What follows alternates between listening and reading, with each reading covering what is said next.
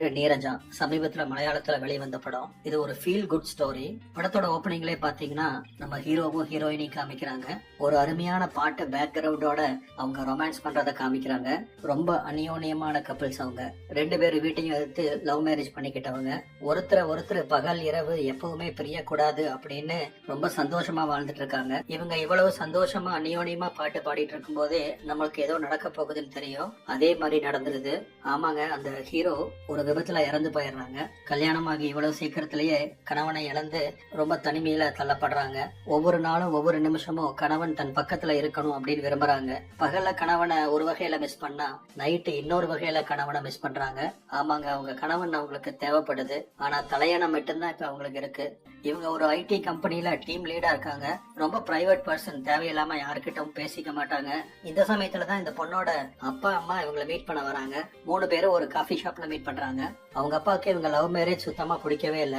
அதுதான் செத்து போயிட்டான்ல, இன்னொருத்தனை கல்யாணம் பண்ணு, எனக்குன்னு ஊர்ல பேரு புகழ்லாம் இருக்கு, உன் புள்ள இப்படியே சுத்திட்டு இருக்கான்னு சொல்லி எல்லாரும் எனக்கு எவ்வளவு பேசுறாங்க, என்னோட மரியாதையை காப்பாத்துறதுக்காக கல்யாணம் பண்ணு அப்படிங்கிற மாதிரி பொண்ணோட மனசுக்குள்ள என்ன இருக்கு, அதோட ஃபீலிங் என்ன புரிஞ்சுக்காம பேசிட்டு இருக்காரு. நம்ம ஹீரோயின் நீரஜாவும் நாங்க 2 பேர்த்துல யார் இறந்தாலுமே தனியா தான் நாங்க வாழ போறோம் அப்படின்னு முடிவோடு இருந்தோம் அப்படிங்கிற மாதிரி பதில் சொல்லிட்டு இருக்க உங்க அப்பாவுக்கு பயங்கர கோவம் வந்துருச்சு. என்னடி பெருசா லவ், அதான் செத்துட்டான்ல, இந்த வயசுலயே நீ தனியா இருந்தீங்கன்னா நீ ஒரு வேலை இல்லாத பயிர், யாரு வேணாலும் மேயலாம் அப்படிங்கிற மாதிரி தன் பொண்ணவே ஒரு மாதிரியா பேசுறாருங்க. அவங்க அம்மா அவங்க அப்பா பேசுறதா கரெக்டுங்கிற மாதிரி உம்மனு உட்கார்ந்துருக்காங்க. நம்ம ஹீரோயின் நீரஜாவுக்கு ரொம்ப மனசு கஷ்டமா இருக்கு.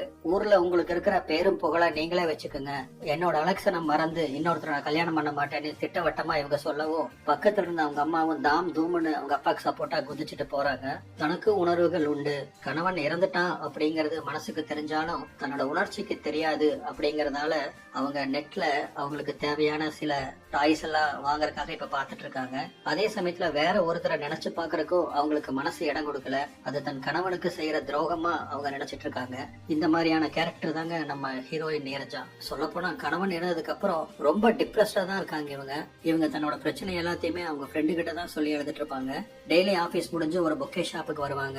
ஒரு குறிப்பிட்ட ஃபிளவர்ஸ் இருக்கிற பொக்கே மட்டும் வாங்கிட்டு பார்க்ல போய் உட்காந்துட்டு அலெக்ஸ் கூட டைம் ஸ்பெண்ட் பண்ற மாதிரி நினைச்சிட்டு அந்த பார்க்ல ரொம்ப நேரம் உட்காந்துருப்பாங்க. அப்படிதான் அன்னைக்கு அவங்க ஃப்ரெண்டுக்கு போன் பண்ணும்போது அவங்க ஃப்ரெண்டும் நீ ரொம்ப டிப்ரெஸ்டா இருக்க நீரஜா, நீ ஒரு நல்ல சைக்கியாட்ரிஸ்ட் போய் பாரு அப்படின்னு அட்வைஸ் பண்றாங்க.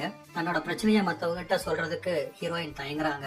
இருந்தாலும் ஒரு சைக்கியாட்ரிஸ்ட் கிட்ட போய் பாக்குறாங்க. தோட்டத்துல காய்கறி பழங்கள்லாம் பறிச்சிட்டு இருக்காரு. அவர்கிட்ட தன்னோட பிரச்சனையை சொல்றாங்க. தன்னோட செக்ஸுவல் நீடு பத்தி பேசாம தனக்கு தூக்கம் வர மாட்டேங்குது அப்படிங்கிற மாதிரி அந்த டாக்டர் கிட்ட நீரஜா சொல்லவும் ஒரு கட்டத்துல அந்த டாக்டரும் புரிஞ்சுக்கிறாரு இந்த பொண்ணுக்கு பிசிக்கல் நீடு இருக்குன்னு. நீங்க உங்க ஹஸ்பண்ட் கூட இருக்கும்போது ரொம்ப சந்தோஷமா இருந்தீங்களா அப்படின்னு கேட்கவும் ரொம்ப சந்தோஷமா இருந்தோம், ஒருத்தர் ரொம்ப அந்யோன்யமா இருந்தோன்னு அதை பத்தி எல்லாம் ரொம்ப சந்தோஷமா விவரிக்கிறாங்க. அவங்க பேசுறது எல்லாத்தையும் உன்னிப்பா கேட்டு டாக்டர் ஒரு விஷயத்த நல்லா புரிஞ்சுக்கிறாரு. இந்த பொண்ணுக்கு இப்போதைக்கு தேவை ஒரு நல்ல அரவணைப்பு தான். அது இல்லாம தான் இவ்வளவு டிப்ரெஸ்டா இருக்காங்க.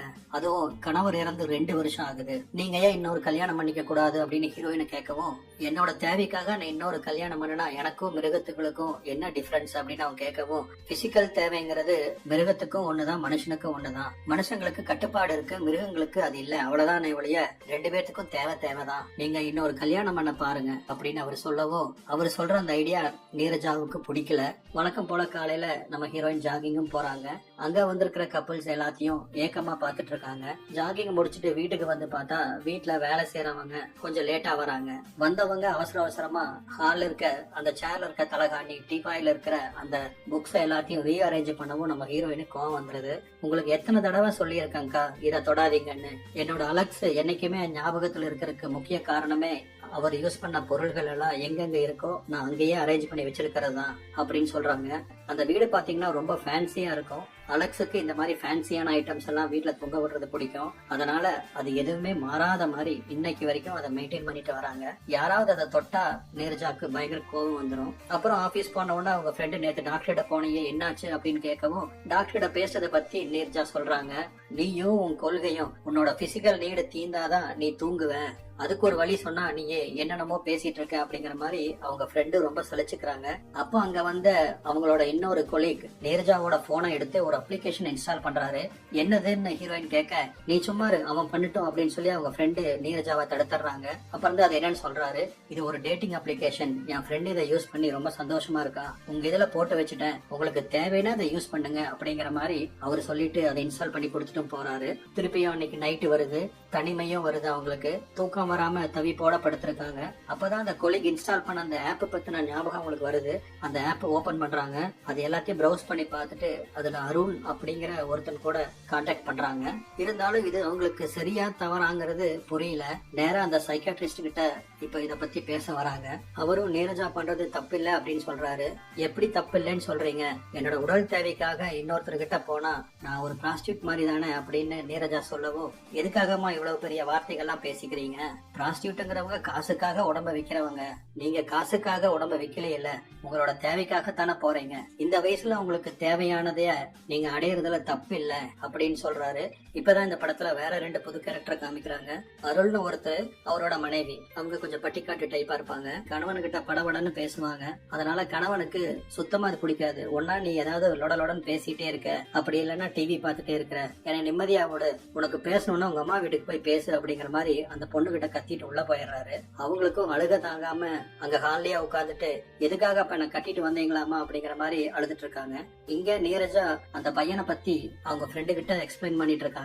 இந்த மாதிரி அவங்க கூட கான்டாக்ட் எல்லாம் எஸ்டாப்ளிஷ் பண்ணிட்டேன், இனி பார்க்க வேண்டியதுதான் பாக்கி அப்படின்னு சொல்லிட்டு இருக்காங்க. அந்த அருணும் விடாம கால் பண்ணிட்டே இருக்கிறான். ஏன் இப்படி நோயின்னு கால் பண்ணிட்டே இருக்கிற அப்படின்னு நீரஜா கோபமா கேக்குறாங்க. இல்ல நான் ஊருக்கு போறேன், அதுக்கு முன்னாடி நான் உங்களை பாத்துட்டு போலாங்கிறதுக்காக தான் இவ்வளவு தூரம் கால் பண்றேன், இப்ப நான் உங்க ஆபீஸ்க்கு வெளியே தான் நின்னுட்டு இருக்கேன் அப்படிங்கவும் மௌனமா அவங்ககிட்ட எதுவும் பேசாம அவன் கார்ல ஏறி உட்கார்றாங்க. இப்ப 2 பேரும் நீரஜாவோட வீட்டுக்கே வராங்க. வீட்டுக்கு வர்றதுக்கு முன்னாடி வழக்கமா அந்த பொக்கே ஷாப் போய் அந்த குறிப்பிட்ட மலர்கள் இருக்கிற பொக்கேவை வாங்கிட்டு வீட்டுக்கு வராங்க. வீட்டுக்கு வந்து பார்த்த அந்த அருணுக்கு ரொம்ப வித்தியாசமா இருக்கு. என்ன வீடு ஃபுல்லா ஒரே ஃபேன்சி ஐட்டமா இருக்கு அப்படின்னு கேக்குறான். நிறைய ஃபேன்சி ஐட்டம்ஸ் எல்லாம் அப்படியே செவத்துடன் தொங்கிட்டு இருக்கு. அதுல எல்லாம் நீரஜா அலெக்ஸா எப்ப பார்த்தோம், அவங்க ஃபர்ஸ்ட் காஃபி ஷாப் எங்க போனாங்க, மீட்டிங் எங்க, இது எல்லாத்தையுமே எழுதி வச்சிருக்காங்க.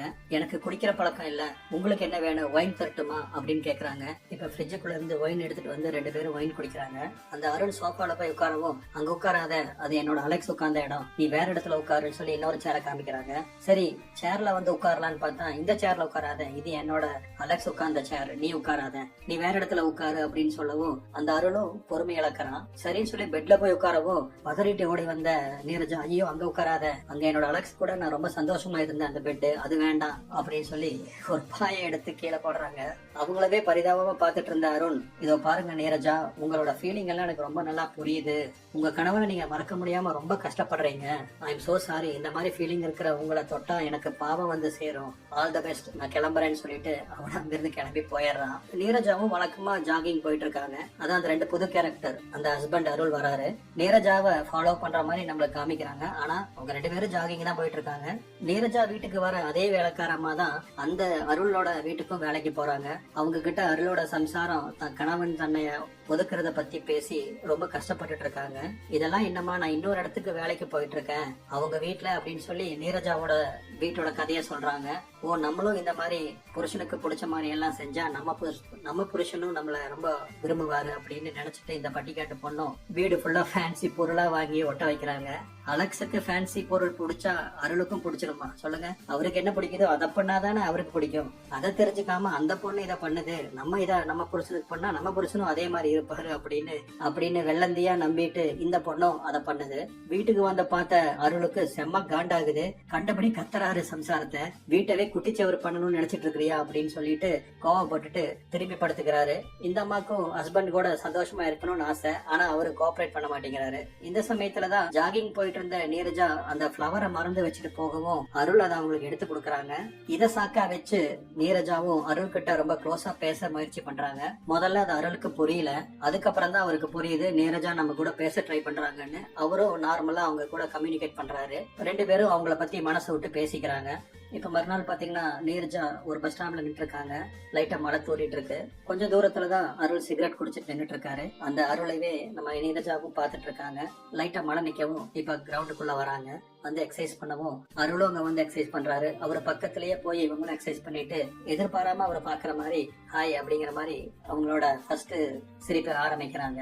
இந்த இடத்துல பாத்தீங்கன்னா ஒரு பேக்ரவுண்ட் மியூசிக்லயே இந்த ஃபியூ சீன்ஸ் காமிச்சிருப்பாங்க. மியூசிக்கும் சூப்பரா இருக்கு, அந்த பிக்சரைசேஷனும் ரொம்ப நல்லா இருக்கு. இப்ப வீட்டுல அந்த வேலைக்காரம்மா நீரஜா கிட்ட அவங்களோட லவ் மேட்டரை பத்தி எல்லாம் சொல்லிட்டு இருக்காங்க. உங்க லவ் மேட்டர் எல்லாம் போதும், முதல்ல எனக்கு சேரை கட்டுறதுக்கு ஹெல்ப் பண்ணுங்கன்னு ஹீரோயின் அந்த அம்மாவும் வீட்டை எல்லாம் சுத்தம் பண்ணிட்டு அந்த அம்மாவும் விலக்ஸோட போட்டோவை துடைக்கும் போதுதான் அது பக்கத்துல ஒரு ஜாடி பாக்குறாங்க. அதுல ஒரு வாடி போன பூங்கொத்து இருக்கு. என்ன வாடி போயிருக்கேன்னு சொல்லி நீரஜா கிட்ட கேட்கவும் ஏதோ நடக்க கூடாதது நடந்து போயிட்டதான் நினைச்சு நீரஜா அழுகுறாங்க. அந்த அம்மாக்கு ஒண்ணுமே புரியல. என்னமா ஒரு பூ தானே எதுக்கு இப்படி அழுகுற அப்படின்னு கேட்கவும் நான் எப்படி இதை மறக்கலாம், இத்தனை வருஷத்துல ஒரு நாள் நான் பூ வாங்க மறந்தது இல்ல, ஒரு நாள் அந்த பூ வாடி போனது இல்ல, எப்படி நான் அலெக்ஸா மறக்கலாம்னு சொல்லி பயங்கரமா அழுக ஆரம்பிக்கிறாங்க. இப்ப வேக வேகமா அந்த டாக்டரை மீட் பண்ண வராங்க. அப்பதான் அந்த டாக்டரும் கொஞ்சம் தள்ளி இல்லமா அப்படின்னு சொல்லவும் ரொம்ப குழப்பமா தள்ளி போய் நிக்கிறாங்க. எங்கிட்ட இருந்து உங்களை தள்ளி நிக்க சொல்லல, உங்க வாழ்க்கையில இருந்து நீங்க கொஞ்சம் தள்ளி நின்னு உங்க வாழ்க்கைய பாருங்க அப்படின்னு அவர் சொல்றாரு. அப்பதான் நீங்க என்ன பண்ணிட்டு இருக்கீங்கன்னு உங்களுக்கே தெரியும். இறந்து போனவரையே நினைச்சு மேலும் மேலும் உங்களை நீங்க கெடுத்துக்காதீங்க. நீங்க சந்தோஷமா இருக்கிறதுக்கு ட்ரை பண்ணுங்க, அதுதான் கண்டிப்பா உங்க அலெக்ஸுக்கும் பிடிக்கும் அப்படிங்கிற மாதிரி அறிவுரை சொல்றாரு. அதே சமயத்துல இங்க அருளை காமிக்கிறாங்க. அவர் ஒரு சிவில் இன்ஜினியர் வேற. இதே ஸ்பீட்ல போச்சுன்னா நான் கூடிய சீக்கிரத்துல நல்ல நிலைமைக்கு வந்துருவேன் அப்படின்னு அவரோட கொலிக்கு கிட்ட சொல்லி சந்தோஷப்பட்டு இருக்காரு. நீரஜாக்கு அருள் மேல ஒரு நல்ல அபிப்பிராயம் இருக்கு. சோ இந்த அருள் கிட்ட பேசி பார்த்தா என்ன அப்படிங்கிற மாதிரி அவங்களோட போனுக்கு ஒரு மெசேஜ் அனுப்புறாங்க. அங்கதான் அவங்க ஒரு தப்பு பண்றாங்க. தனக்கு என்ன தேவை அப்படிங்கறத பட்டுன்னு போட்டு உடைச்சிடுறாங்க. அந்த மெசேஜை பார்த்த உடனே அருள் பயங்கரமா டென்ஷன் ஆயிடுறாரு. நான் ஒரு நல்ல ஃப்ரெண்டா தான் அவங்க கிட்ட பழகிட்டு இருந்தேன், ஆனா நீங்க இப்படி இருப்பீங்கன்னு நினைக்கல அப்படிங்கிற மாதிரி அவரு டென்ஷன் ஆகுறாரு. ஆனா உண்மையிலேயே அருள் வந்து இவங்களை ஒரு நல்ல ஃப்ரெண்டா தான் பழகிட்டு இருப்பாரு. வேற எண்ணத்துல அவர் பாத்துருக்கவே மாட்டாரு. ஆனா நீரஜா மட்டும்தான் அவங்கள வேற ஒரு தேவைக்காக பழக ஆரம்பிச்சாங்க. அது அவருக்கு தெரியாது இல்ல. நீங்களாம் ஒரு நல்ல குடும்பத்து பொண்ணே இல்ல அப்படின்னு சொல்லி நீரஜாவை கண்டபடி திட்டிடுறாரு. நீரஜாவுக்கு இது ரொம்ப ஷேமா போயிருது. இத்தனை வருஷம் கட்டுப்பாடா இருந்ததுக்கு அர்த்தமே இல்லாம போயிருச்சு அப்படின்னு ஃபீல் பண்ணி இப்ப அழுக ஆரம்பிக்கிறாங்க.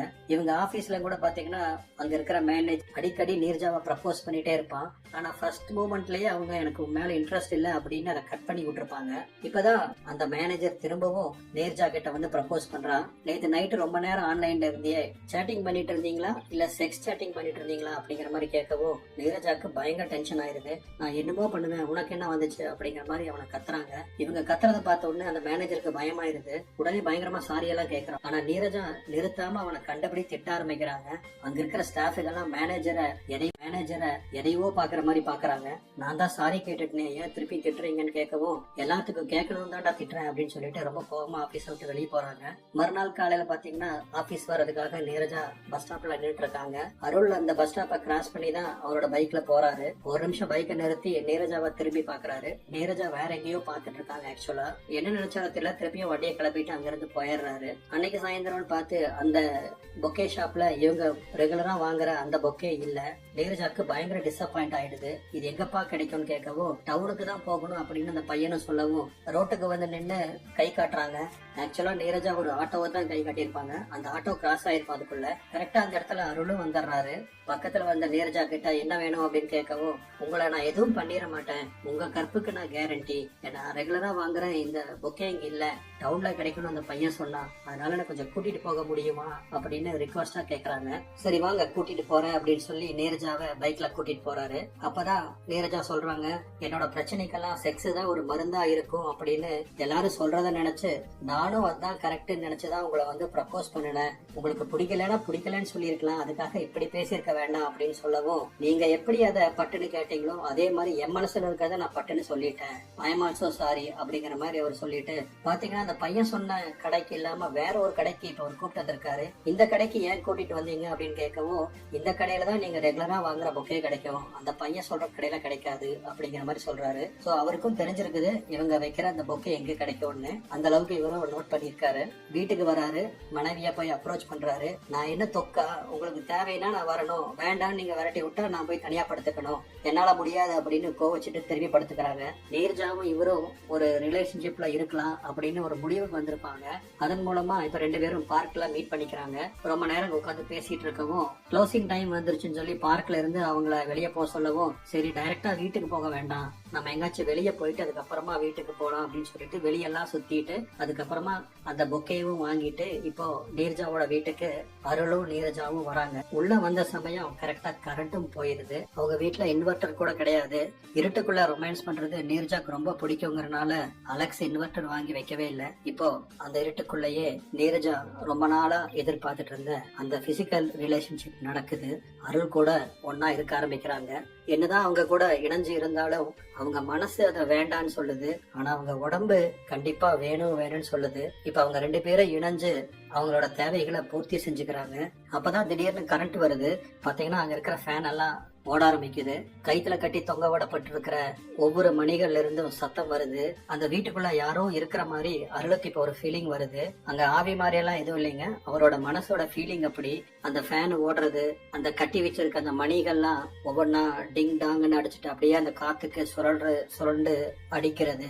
ஜன்னல் வழியா காத்து விசு விசுன்னு உள்ள வர்றது. இதெல்லாம் பார்த்து அலெக்ஸ் இங்க இருக்கிறதா அருளுக்கு ஒரு ஃபீலிங் வருது. நீரஜாக்கும் அதே மாதிரிதான் ஃபீலிங் வருது. ஒன்னும் பேசாம சட்டை எடுத்து மாட்டிட்டு ஒன்னும் பேசாம அங்கிருந்து கிளம்புறாரு. வீட்டுக்கு வந்த அருள் இப்பதான் அவங்க மனைவி பண்ண டெக்கரேஷன் ஒவ்வொன்னையும் அவர் எடுத்து பாத்துட்டு இருக்காரு. அவர் இன்னும் சாப்பிடல அப்படிங்கறத புரிஞ்சுக்கிட்டு அவங்க மனைவி ஒரே நிமிஷம் இருங்க, நான் போய் சாப்பாடு செஞ்சுட்டு வரேன்னு சொல்லி வேகமா எந்திரிச்சு கிச்சனுக்குள்ள வராங்க.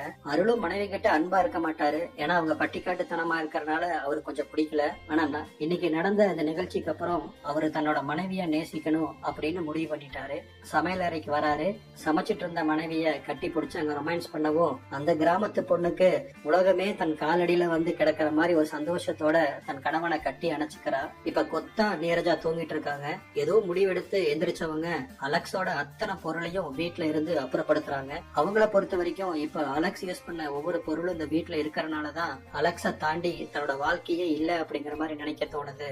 இந்த பொருள் எல்லாம் இல்லைன்னா ஆட்டோமேட்டிக்கா சரியாயிரும் அப்படிங்கிற மாதிரி இப்ப அவங்க நம்ப ஆரம்பிக்கிறாங்க. ஒவ்வொரு தடவை தேவை வரும்போது ஒவ்வொருத்தனை தேடி போறது தவறு. சோ இனி நிரந்தரமா யாரோ ஒருத்தனை சந்திச்சு அவனை கல்யாணம் பண்ணி சந்தோஷமா இருப்பாங்க அப்படிங்கிற மாதிரி இந்த படத்தை முடிக்கிறாங்க. உண்மையாவே ஒரு கணவனை இழந்த பெண் அவங்களோட பிசிக்கல் நீடுக்கு எந்த அளவுக்கு கஷ்டப்படுவாங்க அப்படிங்கறத ரொம்ப தத்ரூபமா இந்த பொண்ணு நடிச்சிருந்தாங்க. ரொம்ப நல்லா இருந்துச்சு அது. சோ மீண்டும் ஒரு தரமான படத்துல நம்ம சந்திக்கலாம். அதுக்கு முன்னாடி நம்ம சேனல்ல இன்னும் சப்ஸ்கிரைப் பண்ணாதவங்க சப்ஸ்கிரைப் பண்ணி வச்சுக்கோங்க. உங்களுக்கு பிடிச்சிருந்தா இந்த வீடியோ